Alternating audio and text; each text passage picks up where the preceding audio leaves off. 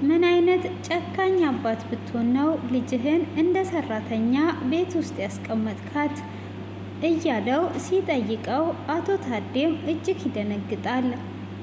እሱም ህይወትን ጠይቆ ሮቤል ስለኔና ስላንቺ የሚያውቀው ነገር አለ ወይ ንገሪኝ እያላት ነው። ከልጄ ከራሄልም እንድትርቅልኝ እፈልጋለሁ ካሁን ወዲህ እሷ ጋር እንዳላይክ በማለትም እያስጠነቀቀው እናያለን። ሰላም ጤና ይስጥልኝ፣ እየሩስ ነኝ። እንኳን ደህና መጣችሁ። ለዚህ ቤት አዲስ የሆናችሁ ሰብና ላይክ ማድረጋችሁን እንዳዘነጉ ስል እጠይቃችኋለሁ። ስለምታደርጉም እያመሰገንኩኝ ያለውን ክፍል ላስታውሳችሁ። በባለፈው ክፍል ሮቤል በህይወት ንዴት ህይወት ስላናደደችው መጠጥ እየጠጣ ነበር። እሷም በእኔ ሰበብ እንደዚህ እየጠጣህና የምትሰክር ከሆነ እኔ ዘመዶቼ ጋር መሄድ እችላለሁ ብላ እያለችና እያወራችሁ እያለ የራሄል ፍቅረኛ ይመጣና ራሄልን ተውልኝ፣ ራሄልን እንደማታፈቅራት አውቃለሁ፣ ግን እንድትተውልኝ ይፈልጋለሁ እያለ ሲያወራው እኔማ ራሄልን አፈቅራታለሁ፣ ፍቅር ከጀመርን ቆይቷል ብሎ ሲል ህይወት እየተናደደች እንደወጣች ራሄልም እየተከታተለቻት እያለ ክፍሉ በዛ ነበር የተጠናቀቀው። ራሄልም እየተከታተለቻት ለታዴም ደውላ ሮቢ እየጠጣ እንደሆነና ህይወት ደግሞ ወደ ቤት እየተመለሰች እንደሆነ ትነግረዋለች።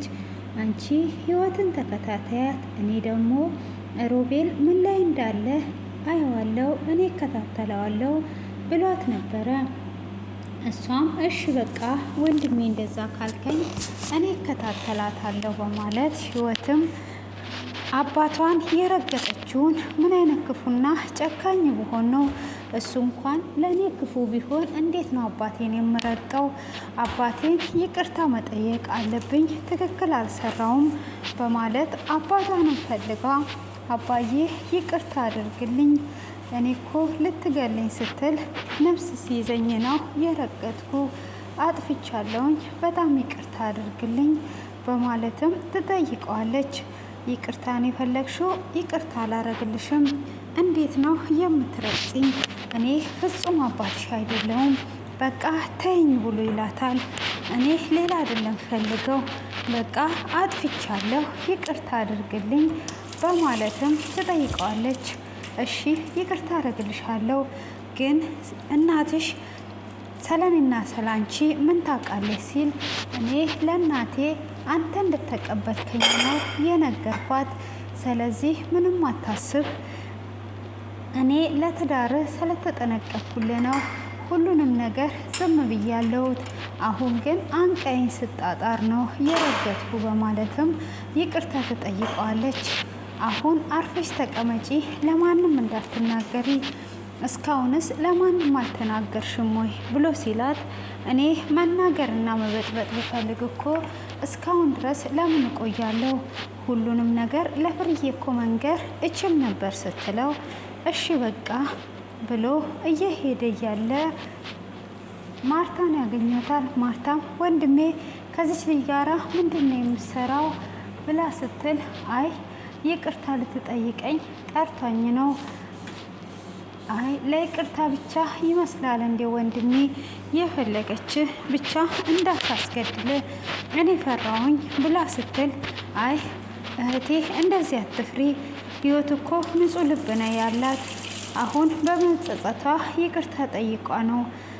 በይ አንቺ ተከታታያት፣ እኔ አሁንም ሮቤልን ሊየው በማለት ወደ ሮቤል ጋር ሲሄድ ሮቤል ከራሄል ጋራ እየጠጡ ይገኛሉ።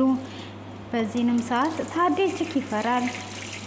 በመፍራቱም ቶሎ ብሎ ለማርታ ይደውልላትና ለህይወት ሲጫት ይላታል። ህይወትንም ሰለኔና ሰላንቺ ሮቤል የሚያውቀው ነገር አለ ወይ? አሁን መጠጥ እየጠጣ ስለሆነ እየጠጣ ያለውም ከራሄል ጋር ስለሆነ ሁሉንም ነገር ይናገርና ጉድ ያደርገናል። ስለዚህ ያለውን ነገር ከነገርሽው ንገሪኝ በማለት ይላታል።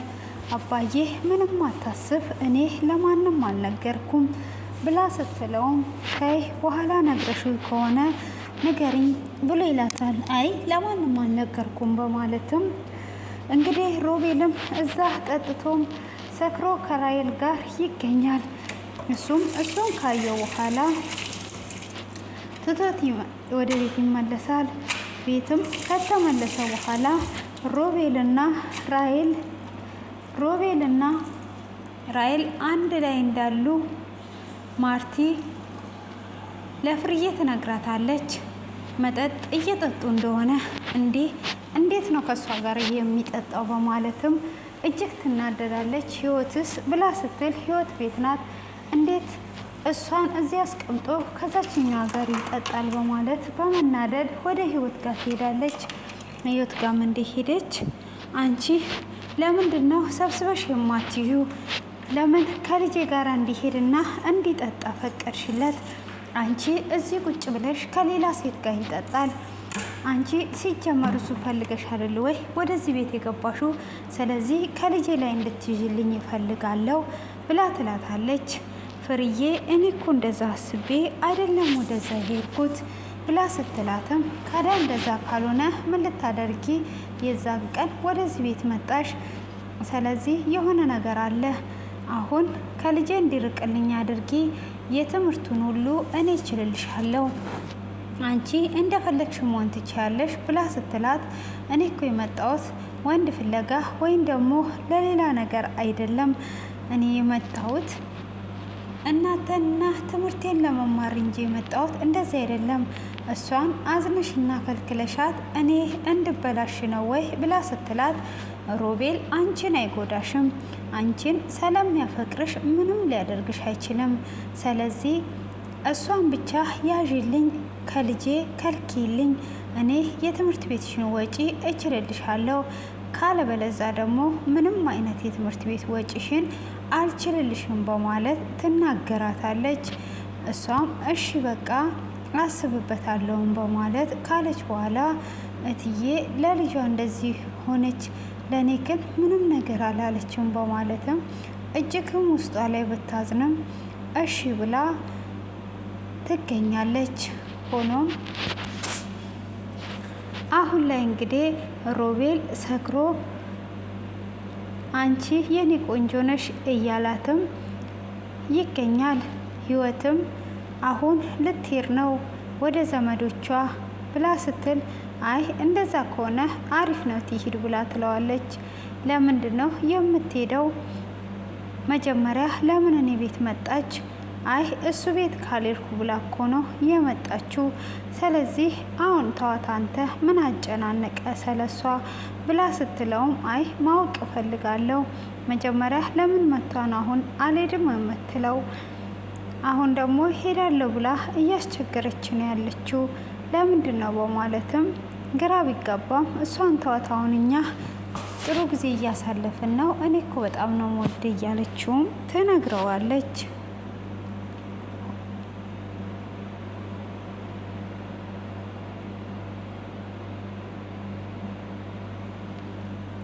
ሆኖም በዛ አይነት ሁኔታ እሷን ካናገረቻት በኋላ ህይወትም ከቤት ትወጣና ወደ ፍርዬ ጋር ትሄዳለች። ፍርዬንም ለምንድን ነው እትዬ እኔ እንደዛ እንደሆነና ከዚህም በፊት ደግሞ አፍቅረሽ በፍቅር ተጎድተሻል ወይ? ለምን እንደዛ ልትይ ቻልሽ? ምንድን ነው ያለውን ነገር ንገሪኝ። ከአባቴ በፊት ያፈቀርሽው ወንድ አለ ወይ ስትላት አይ እሱን ማን ጠየቀሽ? ዝም በይ ትላታለች። ሆኖም እናቴ እኮ መጀመሪያ አባቴን ትወደው ነበረ። አባቴም ሽማግሌ ልኮና ከሷ ከወለደ በኋላ እሱ ሲጠፋ እኔን እንደምንም ብላ አሳደገችኝ። ከሌላ ወንድ ጋር በፍጹም ትዳር አልመሰርትም ብላ እምቢ ብላለች። እና አንቺም ከዚህም በፊት የደረሰብሽ ነገር አለ ወይ? ለምንድን ነው እንደዚህ እያልሽ ያለሽው ስትላት አሁን ዝም በይ፣ ይሄንን ማን ጠየቀሽ? ያልተጠየቅሽውን ሳይሆን አንቺ አሁን ራይልን ከሮቤል ጠብቂልኝ፣ አንድ ላይ እንዲሆኑ እንዳታደርጊ። ራይልን ይጎዳታል፣ በፍጹም አይወዳትም። እሷ ናት እንጂ የምታፈቅረው እሱ አይወዳትም። አንቺ ግን አንቺም ታፈቅሪዋለሽ። እሱም ያፈቅርሻል ብላ ትላታለች። እንዴ እኔ እኮ አላፈቅረውም ስትል እንኳን ይሄንን ዝንብ ምን አውቃለሁ ትልና ትናገራታለች። እሺ በቃ ብላ ካለችዋት በኋላ ህይወትም ቤት ይሄድና እትዬ እና የኔ እናት ባህሪያቸው እየተመሳሰለብኝ ነው። ከአባዬ በፊት የጎዳትማ ወንድ አለ። ይሄ ወንድ ማን ይሆን? እዚህ ላይማ መድረስ አለብኝ። ስለዚህ ሁኔታዋ፣ አነጋገሯ እናቴ እንደተጎዳችው እሷም ተጎድታለች። ስለዚህ አሁን በእሷ ያለፈው ህይወት በልጇ ላይ እንዳይደገም ነው እንዲህ እየተጠነቀቀች ያለችውን በማለት ህይወት ታስባለች። እንግዲህ ራሔልም ባለፈው ለታ እንደዛ ስትል ነበረ። አሁን ሮቤል በስካር ሆኖ ከራሔል ጋራ በመንገድ ላይ እየሄደ አሁን ህይወት ወደ ዘመዶቿ ስለሄደች አሁን ቤቴ ነው ማድረው፣ እሷ ባትኖር ኖሮ አንቺንም እዛ ሳረፍሽ ነበር ብሎ ሲል አይ እኔም አክስቴ ጋር ሊሄድ ነው ምንም አታስብ በማለት እየተያያዙ ሰክሮም እየደገፈችውና እያወሩ እያሉ አሁን ወደ አክስቴ ሊሄድ ብላ ስትል እጇን ሲስባት ታዲያታል። ታዴም ልጄን ምን አድርጊ ነው የምትላት? ልጄን አስገድደ ምን ለማድረግ አስበ ነው? ከልጄ ራቅ ብያለሁ፣ ከልጄ ራቅ እያለው እየተቆጣውም በቁጣ ኃይል ይናገራል። ምን አይነት መጥፎ ሰውዬ ነህ በማለትም ሲናገረው እዚህ ጋር ይደነግጣል። እሱም ከደነገጠም በኋላ ወደ ቤት ይሄዳል። ቤትም እንደደረሰ ህይወት ወደ ውስጥ ታስገባዋለች። እንዴት ነው እንደዚህ ሰክረ የምትመጣው ብላ ስትል ካዳ ምን ላድርግ፣ መስከር ይጠበቅብኛል፣ ምን ማድረግ እንዳደርግ ፈልገሽ ነው በማለትም ይናገራታል። እሷም በቃ አርፈ ተቀመጥ፣ ምንም ነገር እንትን አትበል እያለችውን ብትናገረውም እሱ ግን በስካር መካከል ምን አይነት አረመሬና ጨካኝ ሰውዬ ነው?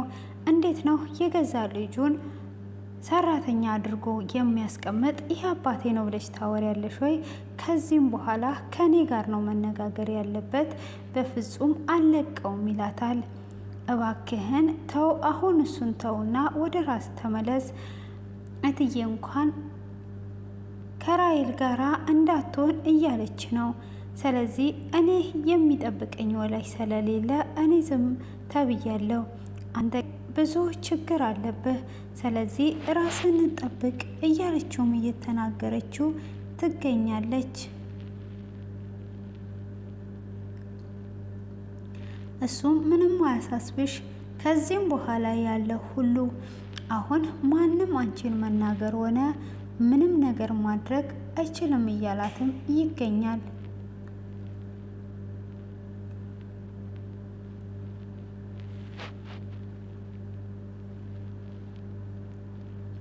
እና እስካሁን ድረስ ምን ትሰሪያለሽ? ለምን አልሄድሽም ሲላት አይ አልሄድኩም፣ ግን ሄዳለሁ፣ መሄጃ አጥቼ እንዳልተቀመጥኩ ወቅ፣ ይህን ደግሞ ቃል የገባህልኝ ቃልን እንጠብቅ በማለት ትለዋለች።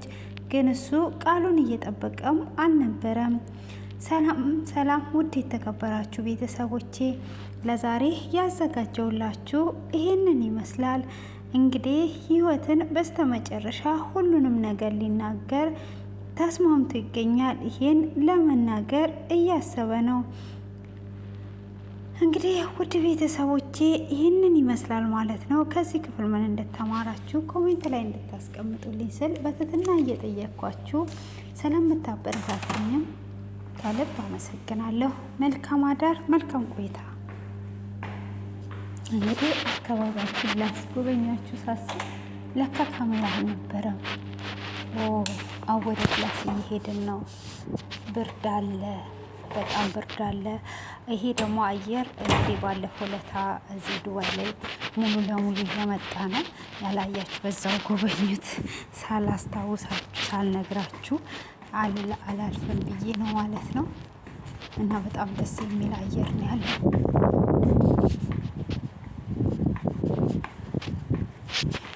አይጥልም አይረሳ፣ ሰው ማድረግ ይችላል። አይጥልም አይረሳም ትላቅ